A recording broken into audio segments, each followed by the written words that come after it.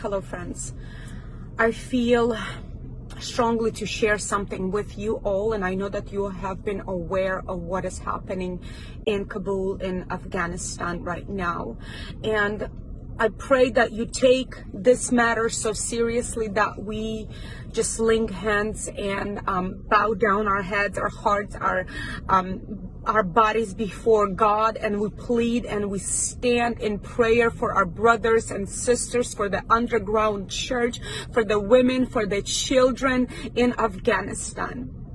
Last night we were in connection with one family that are currently there in Afghanistan, and the wife clearly said, my husband, nor myself, nor my children, my older children, will deny Christ. We are ready because they are coming for us.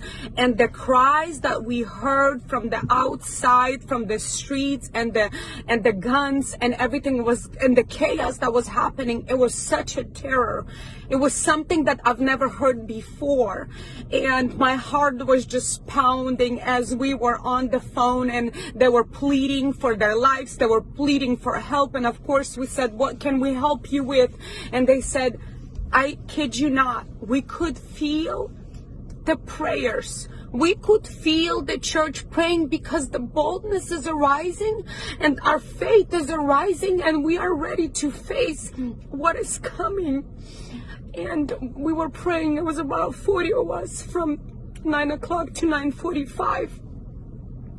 I'm sorry, I apologize for my appearance and for what I'm feeling, because it is so real and it's so raw, and it's such a reality that we're facing right now.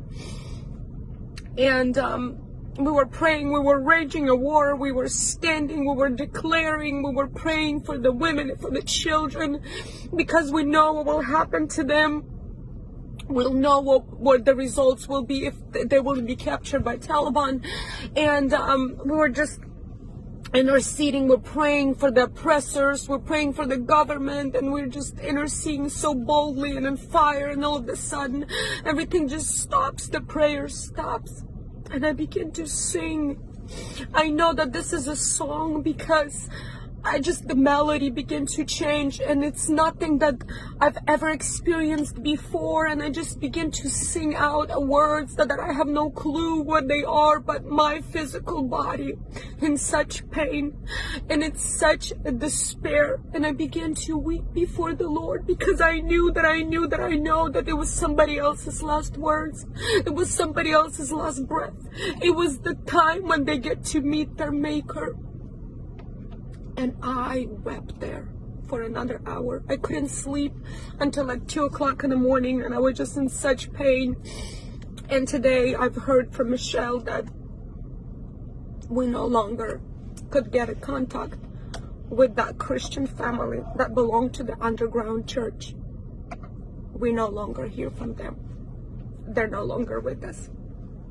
I urge each one of you who hear this message, this is only one story, but it's all over the internet, so you cannot say that I've never heard that.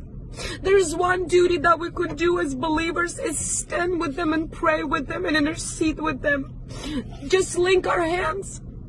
One thing that really stood out to me last night, as she was holding her toddler, and I think he was about 4 years old, and there was a little girl about 6 years old. She goes like, they cannot make their decisions for themselves.